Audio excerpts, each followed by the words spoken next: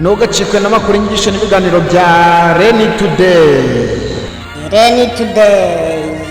Reni Today. Reni Today. Reni Today updates news. Reka none twivugira ku cyumweru cyahariwe urukundo. Icyumweru kizwi nka Severante Week. Icyumweru gitangira ku itariki 7 z'ukwezi kwa kabiri kikageza ku munsi nyirizina wa Severante.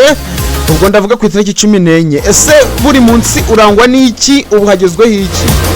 Tariki 7 Gashyantare, umunsi w'indabyo, Rose Day. Abantu bagenera abakunzi babo indabyo, cyane cyane amaroza nk'ikimenyetso cy'urukundo. Ku itariki 8 Gashyantare, umunsi wo kwiyemeza, Propose Day. Umunsi wo gutinyuka no gutangariza uwukunda amarangamutima yawe. Itariki 9 Gashyantare, umunsi w'iswiti, Chocolate Day. Ahangaha umuntu ushobora guhereza umukunzi wawe iswiti cyangwa shokora nk'ikimenyetso cy'uburyo umushimira kandi umwishimiye.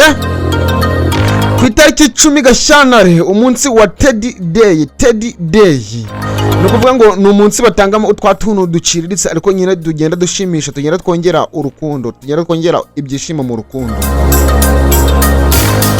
Yego, habaho gutanga utuntu dusekeje nka Teddy Bear bigaragaza ko umukunzi wawe aguha ituze n'ibyishimo.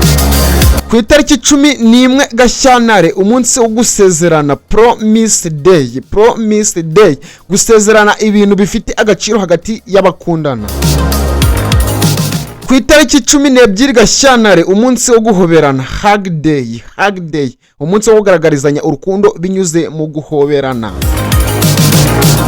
Ku itariki 13 Gashyantare, umunsi wo gusomana, Kiss Day. Kiss Day, kugaragariza umukunzi wawe urukundo mu buryo bwisumbuyeho, icyo bita gusomana, Kiss Day. Tariki 14 Gashyantare, umunsi wa Severante nyirizina, Valentine's Day, umunsi nyamukuru w'abakundana, aho abantu basangira impano, bagasohoka bagasangira n'ibindi bigiye bitandukanye. Ese wowe ufite gahunda yihariye yo kwishimana n'umukunzi wawe muri iki cyumweru cy'urukundo? Cyangwa twivugira ibindi? Muri Rise Motive Limited tubafitiye telefone za Samsung Galaxy A05. Turayiguhana na garante y'imyaka 2 yose. Ni telefone ifite kamera ya megapixel 50, batiri irambya umuriro, ikagira storage ya gigabyte 64, ikaba igaragaza performance yayo yifashishije RAM ya giga 4 zose. Duherereye Kigali, Kicukiro, Kanombe, hafi y'ibitaro bya gisirikari. Wanaduhamagara kuri telefone 0788 730 2370.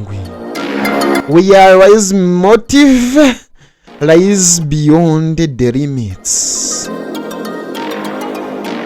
Reni Today updates news.